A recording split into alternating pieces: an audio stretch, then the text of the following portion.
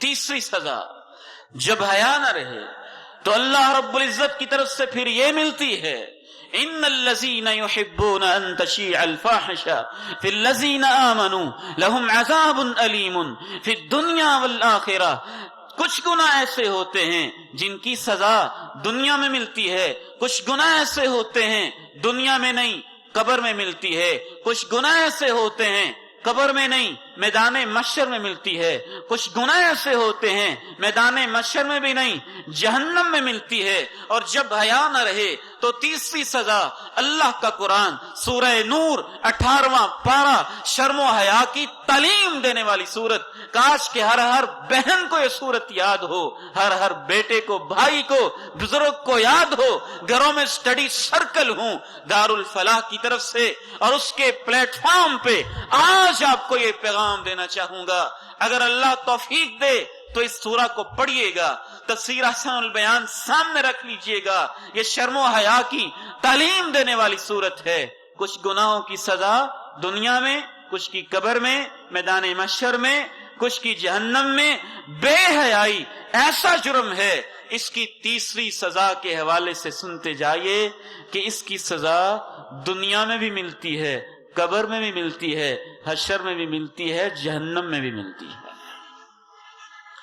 سب جگہوں پہ سزا ملتی ہے۔ اور اس کی دلیل یہی آیت ہے، ان الذین یحبون ان تشیع الفاحشہ فی الذین آمنوا لہم عذاب علیم فی الدنیا والآخرہ۔ جو چاہتے ہیں بے حیائی پھیل جائے ان کے لیے دنیا میں بھی سزا ہے، آخرت کے اندر بھی سزا ہے۔ چوتھی بات، جب حیا نہ رہے تو دنیا کے اندر اللہ یہ سزا دیتا ہے۔ کونین کے تاجدار فرماتے ہیں، ما ظہرت الفاحشہ فی قوم قط الا وفشا فیہم الطاعون والاوجاع التي لم تکن فی اسلافہم الذین مضوا۔ جب کسی بھی قوم کے اندر بے حیائی پھیل جائے، حتی یعلنوا بہا، یہاں تک کہ وہ اس کو علانیتاً کرنے لگے۔ یہ الفاظ قابل غور ہیں۔ یعلنوا بہا، اس کا اعلان کرنے لگے، یعلنوا بہا، اس کو ایڈورٹائز کرنے لگے، یعلنوا بہا، اس کو باقاعدہ بزنس بنانے لگے، یعلنوا بہا، اس کو میڈیا کی انڈسٹری سمجھنے لگے، یعلنوا بہا، اس کو کاروبار کا حصہ سمجھنے لگے، یعلنوا بہا، چوکوں چوراہوں میں اس کے بڑے بڑے بورڈ لگانے لگے، یعلنوا بہا، روزنامہ نوائے وقت اور روزنامہ ایکسپریس اور روزنامہ جنگ کے اندر اور سارے روزناموں کے اندر اس کے اشتہار دینے لگے، حتی یعلنوا بہا، ناولوں میں، افسانوں میں، کہانیوں میں، ڈراموں میں، فلموں میں باقاعدہ اس کو ایک فن اور آرٹ سمجھنے لگے۔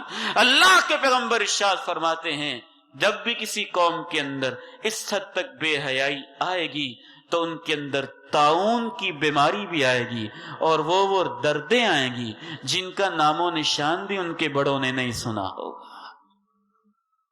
تو چوتھی سزا، جب حیا نہ رہے تو بیماریاں آئیں گی، کینسر آئے، ایڈز آئے، پینز آئیں گی، تکلیفیں آئیں گی، دردیں آئیں گی۔